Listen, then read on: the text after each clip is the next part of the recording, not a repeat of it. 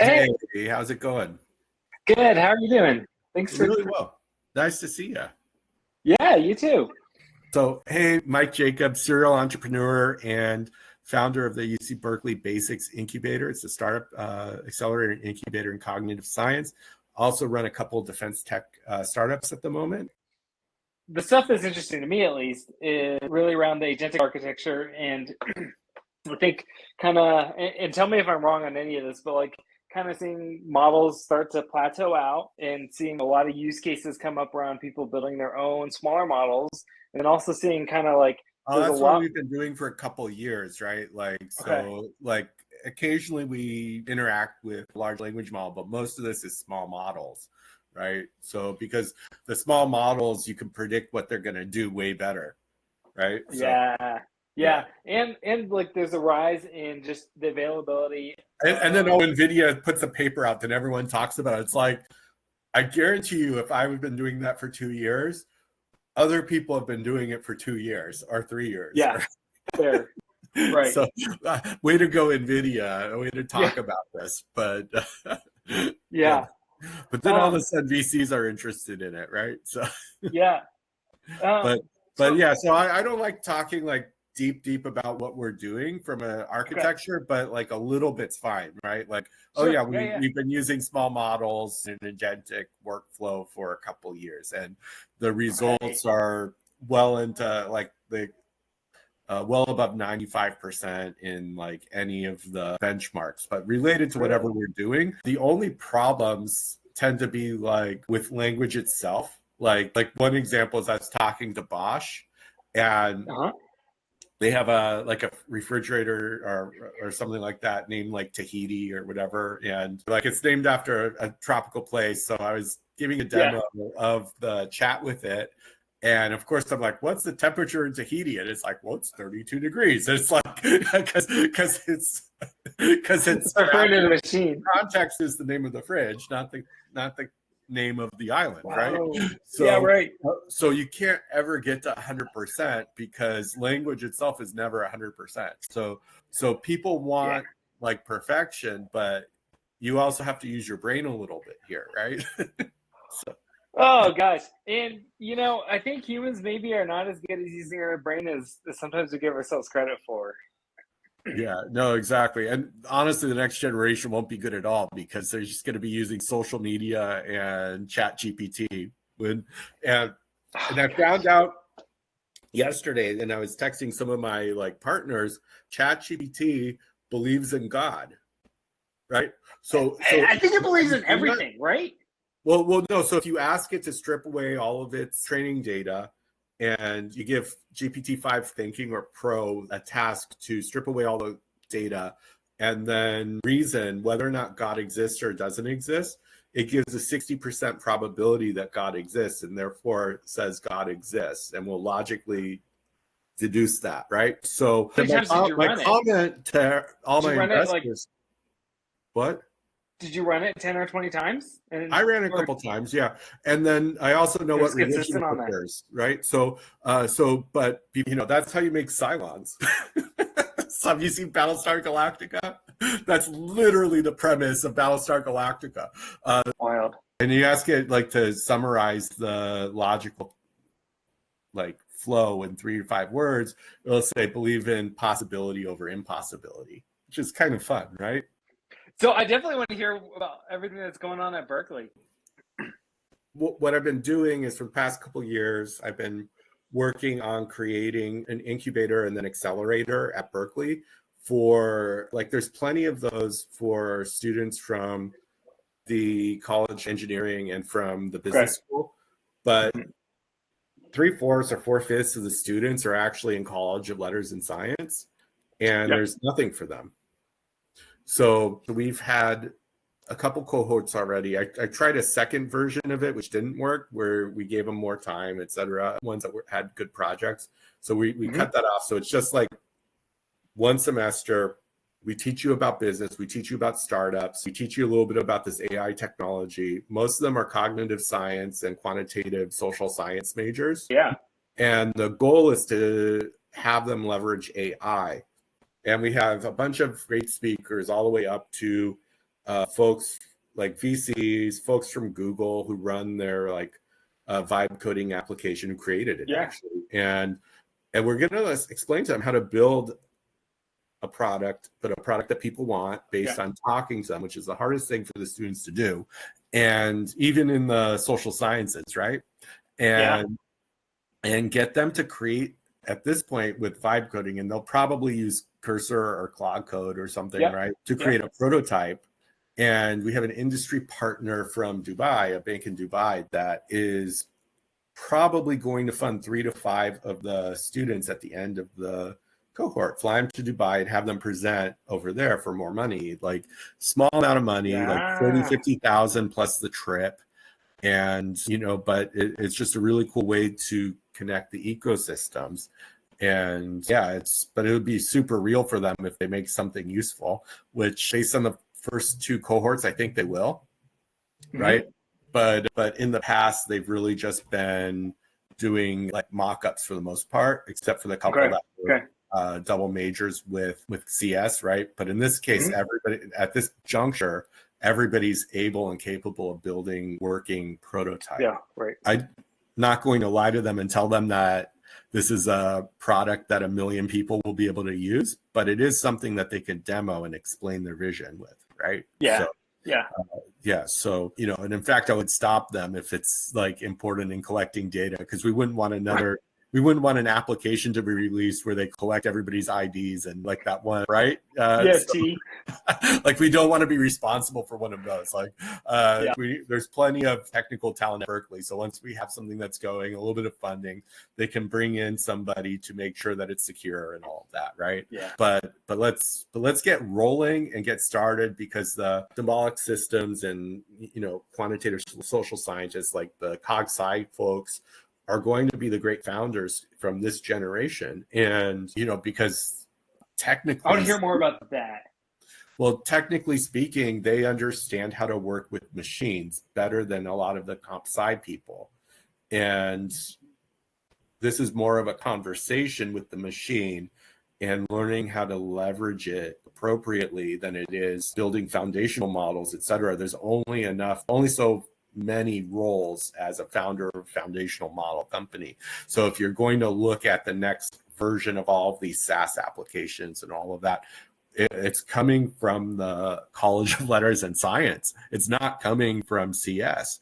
So if you think about this from like just a numbers perspective, like these students at Berkeley who have very high IQs, they're very driven, but they're not so technical, so to speak, but they do understand data.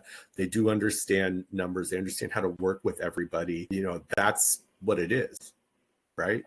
So I 100% agree. It's an easy argument to make. And our folks are actually inviting me to go speak at a conference in, I think it's in Baku, right? Yeah. So to give basically that talk, right? And we can show some of the students' work in it and all that great stuff, right? And that's like the end of October, I believe, right? So, but yeah, so like, I think it's an easy argument to make, and I feel like a lot of people still don't get it, and maybe it tends to be like the comp sci people. Well, the whole purpose of this technology is to enable more builders, right? So, will these builders look exactly like you? No. Why would they? So, right. So, but then it won't look like what OpenAI is doing with the government, where they're like, oh, just use ChatGPT and here's your like Canvas application and everything. Like, that's not how most people work. They can't have a blank screen to stare at and produce anything, right? So these students that we have, they end up with about 7 or 8 lectures, plus I have 11 guest lectures scheduled right now. One from really like cool people in the industry or tangentially related to the industry, can give them good advice on what to do, right? And then essentially what I've seen is, so far, having run it 2 cohorts, is there's a different focus, right? So these founders are more focused on helping their community, which is key to me in understanding that they're going to be more successful, long term, because the CS founders are more about, hey, let's do some dev tools, or let's do a gambling app or something, right? Or fintech, or Yeah.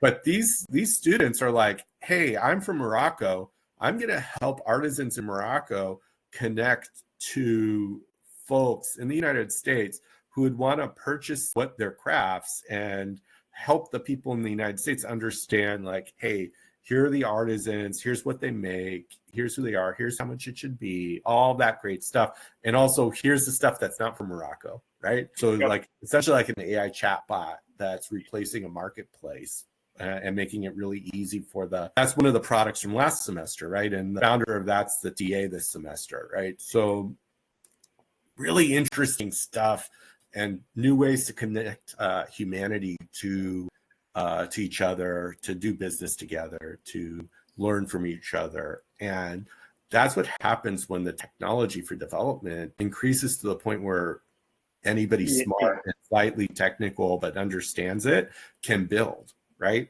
And much different. Like, we don't need 100 different IDEs at that point, because it's just not relevant anymore, right? The AI, we have 3 or 4 models that are going to be running. Like, XAI has a good system for building code. Claude, great. ChatGPT also great at this, right? So let's just stop there. So we have these 3. There's more, but we have these 3 systems for building code. Like, why would you need more than that? Like, how many languages have people used, like, in mass?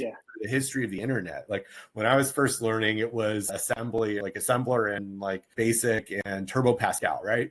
So, and then eventually it was Java, then it was like JS, and now it's like Python and Rust and whatever, right? So, but essentially we have this long history of these languages getting easier and easier for people to build, and now we're at the point where everyone's going to be able to do it, right? So we already have the terminal abstraction. Exactly. We already have these 3 models, right? So that's more than the number of languages that people tend to have like used in mass over the history of computers. So when my dad was doing it was like COBOL and all that stuff, right? So there you go, right? So we've already have 3. Maybe those 3 win. I actually think they will, because they're all a little different. But who else is going to win there? It's going to be really hard for anyone else to get in there and take some market share, because people will only learn so many languages, and good luck, right? So AnySphere's in, they do a great job. You have all these different like products, like AnySphere is going to win there. You have like Google sure as hell going to win with Gemini, right? And then you have a couple others that have a chance, right, for building an environment. Like obviously Amazon, when they like really do this, they're going to have a chance with whoever they partner with, and that's kind of about it, right? Like you have a couple others. Like I don't even think Replic's going to win, for instance. Like like why would they at this point, right? But maybe they will. Prove me wrong, right? Right. but the kids that I'm working with, they gravitate towards Lovable and Cursor, and those are good products, and it's gonna be hard for other people to jump in and replace them. I think something that in software is because there's always been that gap between whatever the highest layer of abstraction had been previously, like JavaScript and frameworks around that and stuff like that. Like there was still a gap between that and like the outcomes that the business or the software was developing, which is why in startups the hard thing is to go talk to people. And when that gap just becomes so close to zero, the shape of the software industry, like the financial models that make sense, are going to change. Everything's going to change, right? Like, and then MIT study that everyone's talking about, where they show that 95% well, compare that to the number of consulting projects that fail, right? Like what is it? I don't know. I don't know, but it's going to be somewhere like that, because ultimately that's really what they're trying to do, right? They're trying to incorporate these agentic workflows into a business. But if you don't really know the business, right? Like when I was in the FBI, like we had one of these consultants come in and try to build something. And I sure as hell don't think they're using anything that McKinsey gave them at that point, right? Anymore, right? It was a disaster, because what do they know about the FBI? They don't know nothing about the FBI. They're and they don't send their best people there. It's somebody early career, right, who's trying to make a name for themselves, and they're sitting in headquarters. They're not going to field office. So of course it's stupid, right? The first thing I did when I got back from Quantico, I finally got my first assignment like a month or two in, because I was pushy, and they were like, oh, going to put me on PowerPoints for maybe another year or two. And I was like, I'm not doing that, right? So the first thing they did is they introduced me to this framework. It's like, I'm going to transfer. So I transferred out of the little sphere, which I don't even think I can say what it is, because I'm sure it's still secret. The little sphere that was developed by McKinsey to like counterintelligence, which were like real casework and real like FBI stuff, which I loved, right? It was great. Like, you really helped a lot of people and all that. But, it's not it wasn't a forever career for me, right? So, but it was an interesting way to learn how things work in the United States, especially with the government, right? Mm-hmm. I'm going to tell them the truth. I always tell them the truth. And we usually end up with like 10 to 15 after the first class, because I let them know how hard startups are. I'm like, these startups are really difficult. Chances are you'll make more money doing something else. You'll learn a lot. You'll understand how business works and everything. But like, if you're in this for money, like, get out of here. It's really, really hard to do. You can't make the world do what you want unless there's something that you can't, ineffable, that you can't explain about yourself even, that works. And if you don't believe that's you right now, like I tell them, it was nice meeting you, but you're wasting your time here. Like I don't want to get somebody lit on this fire if they don't think it's in them to be successful, and if they're not flexible enough to know when it's not working, right? Because you have people that can do it, but they get so invested, like with their heart in a project, that they can't give up and do something else. Like I ragged on ChatGPT, but Sam Altman will say this too. Like, it's easier to quit something and start something new if it's not working than to fix it, right? Interesting, yeah. Right. So if something's not working, you shouldn't try to fix it if it's early, right? You should try to do something else, because you're wasting your time. And with AI, you can iterate so much further and so much shorter of a time anyways. Well, exactly. So if you know something's not working, you in this case, quitting is a good thing, right? Yeah. Right. Yeah. If it's not working, quit. Yeah. Yeah. Do something else, like right away. Yeah. Yeah. I saw someone posting that if you're not making like whatever $1 million ARR by the end of the year, or 10 million now with AI, move on, because there's not enough. They're not wrong about, like, you need to know if it's working or not. And everybody has a different number where this is working for them or not, right? And different expectations, but you can't force it, right? And there's no reason to force it. So yeah. You've been like a part of some really cool startups, like names that people know. Which ones do people know?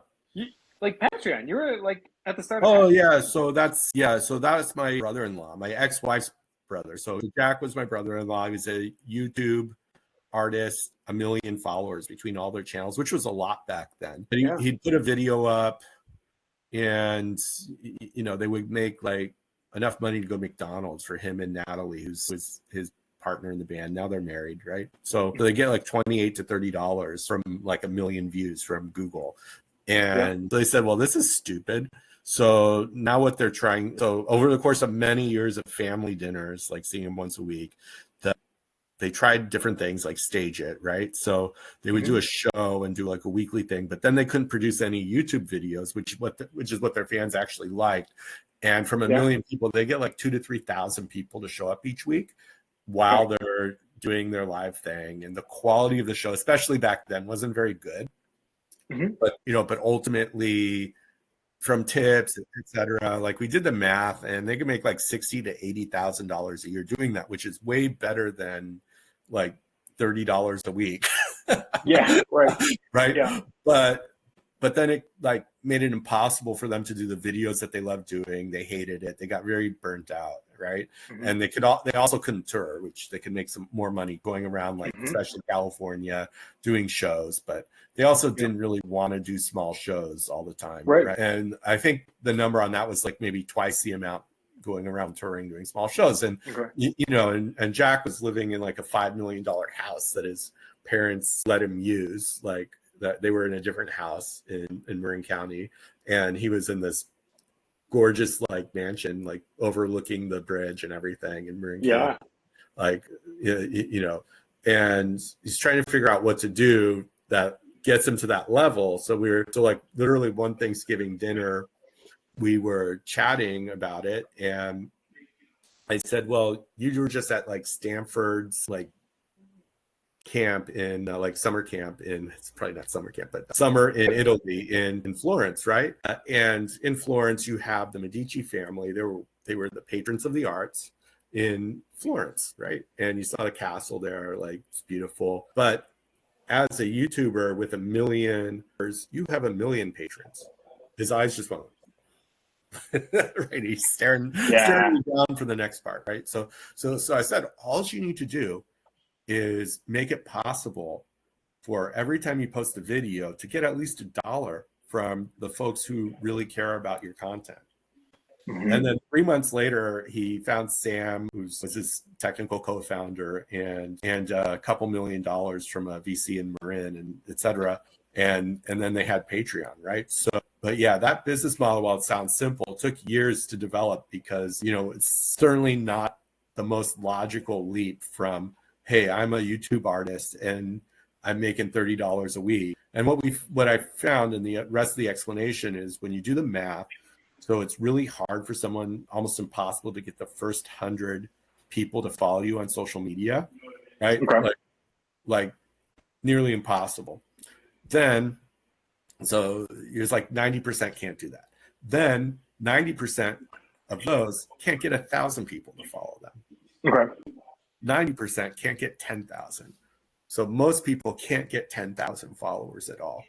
And then what we looked at from the numbers is that's fine, because if you get to the point, which is really like 0.1%, right? There's so many people trying to do it. You have a big enough market that's serviceable there at 10,000 real subscribers. But if you get like 1,000 people out of those 10,000 to pay you a buck every time you post a video, that's $4,000 a month just from your, and some people do more, right? So it might get to like 5,000 a month just from posting your videos. And then all of a sudden it's a real job. Like it's so that's actually what birthed all of these creators and the industry. It wasn't like Google ad dollars, it was Patreon. Yeah. So you literally have hundreds of thousands, millions of creators that actually were able to make money and have a living, for better or worse, because I was listening to Jack but that's one customer, right? So that's the important thing here to note is if you have one person who has that problem, who's representative of a large number of people, you can take that data and you can turn it into a real business. Another example of that was with a company called OrderMark, which they did, you know, we were doing billions in GMV annually, right? We had 50,000 restaurants sign up business. So restaurant, which I believe just closed like a year ago, there's a burger joint called Plan Check with my now wife. We were dating and I just sold my first startup and I was in a bad mood. I didn't realize that it would make me feel a little depressed, right? Like, cause it's like, so I sold the startup. I'm now like not broke. I have some money. Right. I use to buy a house in Culver City, right? It's great. Like I'm all of a sudden I'm, you know, like a successful tech person to everybody else but me. Like now I'm like, what am I going to do? So we're sitting there. I order a drink. She's, you know, essentially she found me on the couch moping, and she'd never seen me like that. And so we go to Plan Check and I start to order like an old fashioned. She's ordering a drink. The server gets red in the face, says sorry, turns around, runs to like this tablet wall that was like 10 feet behind her by the kitchen, and starts hitting a bunch of buttons on tablets. And turns out they had 7 online ordering tablets at that point on a wall. Because everything was fragmented, and everything was fragmented. No APIs. Every one of those companies from like Uber Eats, DoorDash, Postmates, etc., they thought they would be the only like winner in this space, right?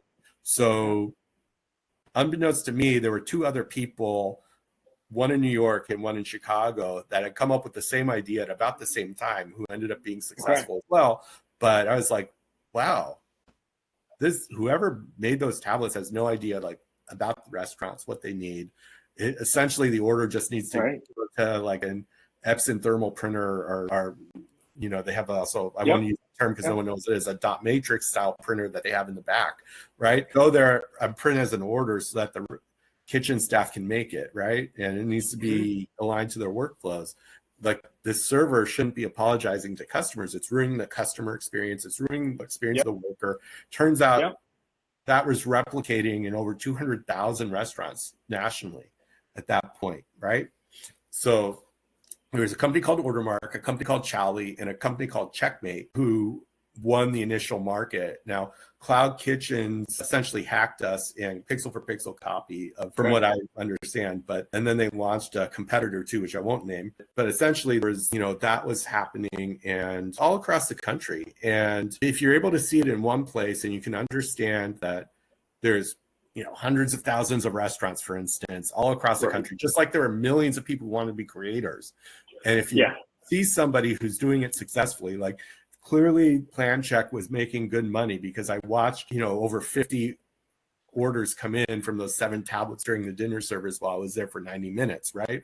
Wow. So I counted, I hit like 40 or 50, and I was like, well, I don't need to count anymore.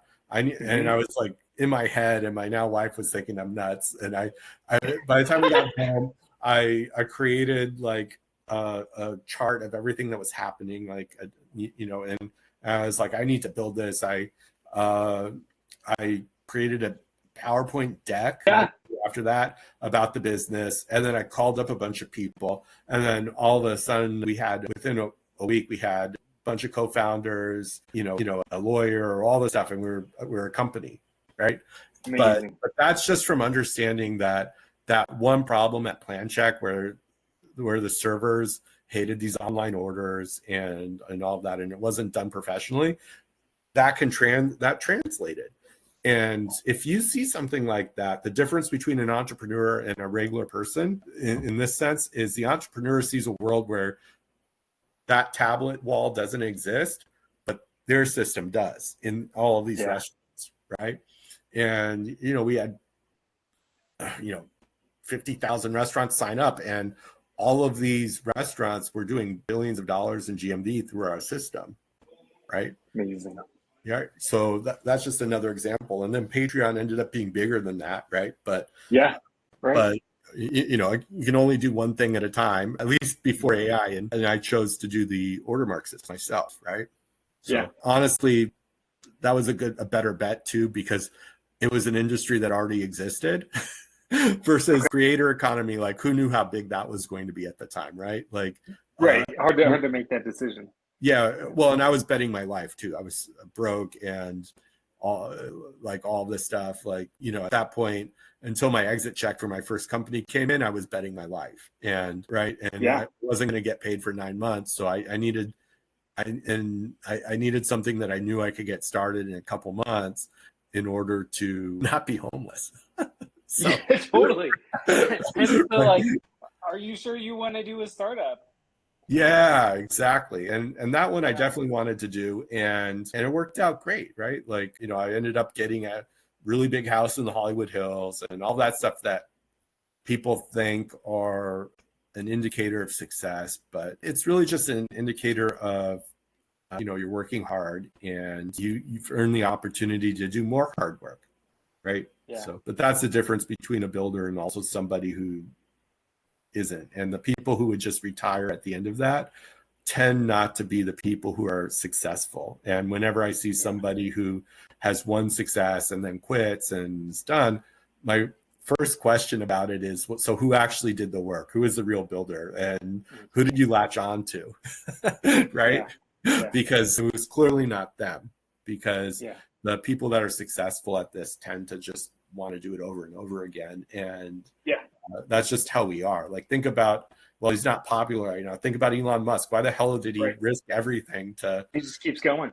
To start a car company or a rocket company or anything. He had enough money. Like, he could have just chilled out. Now, he's the far end of that spectrum, right? But what he did is very similar to what pretty much everybody else who's a successful entrepreneur does. And then they either start another company or they'll start a fund or something like that to stay in the community to keep working. And then the ones who just disappear and retire, I don't believe anything that, right? Yeah, fair. Right? Yeah. So given AI, if two ways to frame the question, either like, where would you recommend people look for ideas, or where are you seeing ideas, I guess? Well, I would suggest looking in your own community, right? Okay. Yeah. The harder you look for an idea with AI, the less success you're going to have, because most people at this point don't understand the value of AI in general and how many people are actually using ChatGPT or Grok or anything like that even at all, right? So you need to look within your own community, be that what are problems other people having that you can see, and you can understand, like, hey, if I build this chatbot that's leveraging NVIDIA's new insight that everybody else knew about small language models interacting with workflows and, you know, agents, or maybe you just see that your community really just needs a better tool to connect with each other, or you go to a restaurant and you see that, oh, DoorDash really should be out of business because I got bad food from them because they promoted a bad restaurant. And with AI, the next generation of applications would really just be more like a AI waiter that's telling me where all the good food that I might want. Like, if I want a breakfast burrito, here's the 3 good breakfast burritos near me, and here's what the other restaurants are known with. Do you just want it? And boom, it arrives, right? Like, there's an opportunity to replace all of the marketplaces, for instance, right? So if you don't like a certain marketplace, get rid of it, right? Like, you don't need to try too hard here. What you really need to focus on is real problems for real people that revolve around real monetary transactions somehow, right? Like, if there's no money involved, it's a hobby, and that's okay. You can be a hobbyist, but, like, for instance, you think about all of the DoorDash orders that go bad, which are something like 25% of them people are unhappy with, right? It's maybe even more than that. The problem itself is both the marketplace, but also the financial incentives tied to that marketplace, right? So there's an opportunity to create like an AI waiter. There's also an opportunity to talk to some of the, like, Field AI or Tesla for Optimus, et cetera, and just buy a bunch of their robots and program them to deliver food, right? You don't have to try that hard here. What you have to do is be very passionate about whatever you're doing, because you're going to be doing it for 5 to 10 years. So you better like your customers. You better feel fulfilled from what you're doing. But if you try too hard and you create this big, like, long plan, right? The only people that I think will be successful with that are the people who should be like foundational model folks, right? Which are few and far between. Right? It's like, so for my current business, like, I'm actually doing 2 defense businesses right now. One is an AI recruiter to help recruiters optimize their workflows for getting people jobs in the military, which will be important with AI, right? You're going to find that more and more people should be going into the military because there's going to be fewer and fewer entry-level white-collar jobs, et cetera. And that's just a shift that's going to happen, right?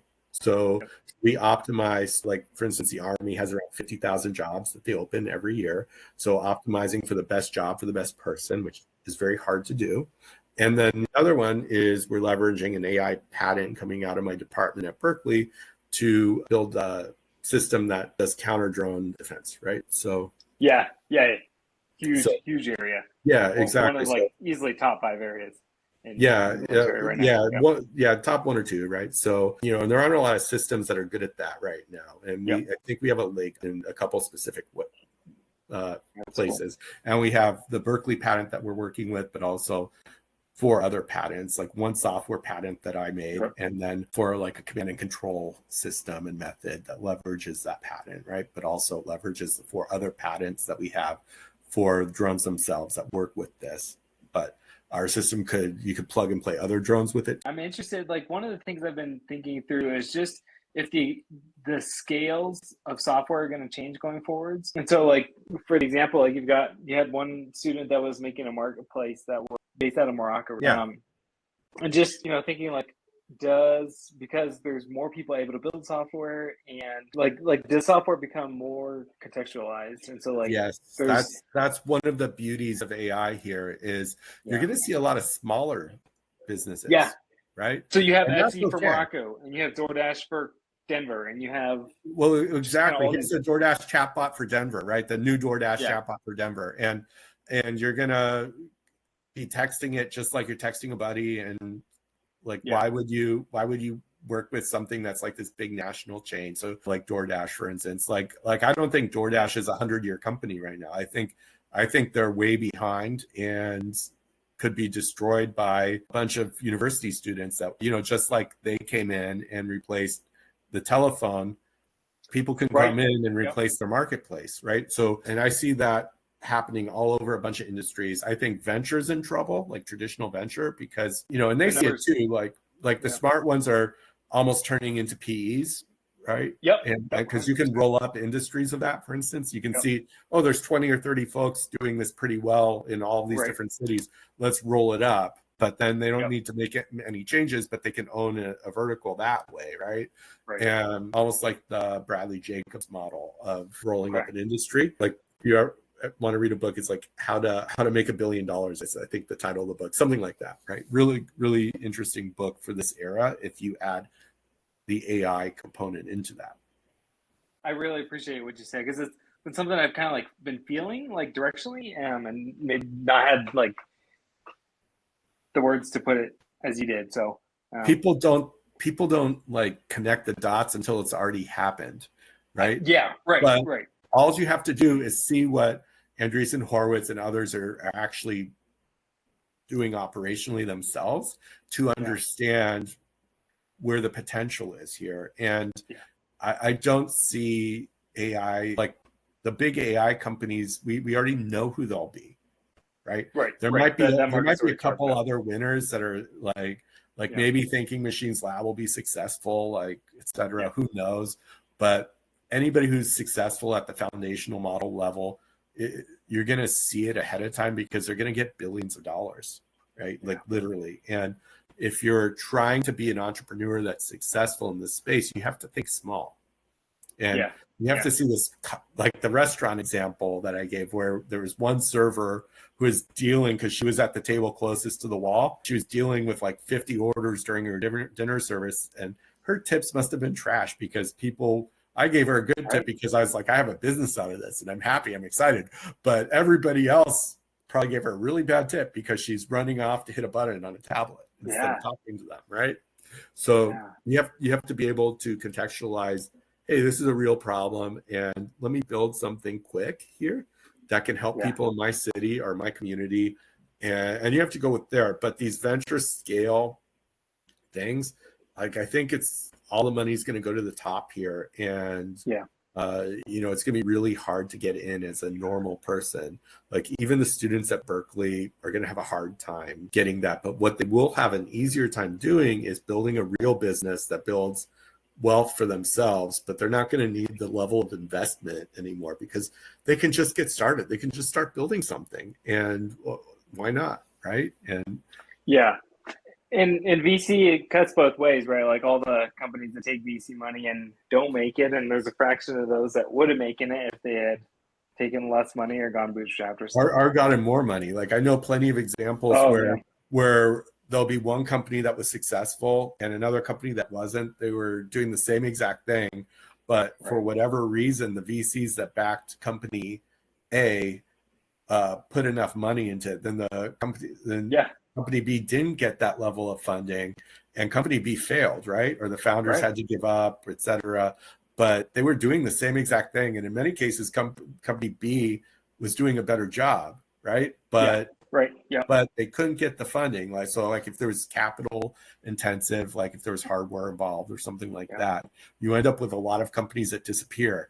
And then everybody knows about what you're talking about, where, hey, founder raised way too much money and it failed. Like I've come, some of the companies I worked with after I left, that's exactly them, right? So like, while it didn't hurt me like personally because I got an exit, and I mean, I felt really bad for everybody when the new founders, or whatever, you know, they're called, when they took too much money, right? And it didn't work, because if you're completely reliant on like a SoftBank or somebody like that, and if they decide they have other priorities and it's a relatively small deal for them, you're going to go out of business.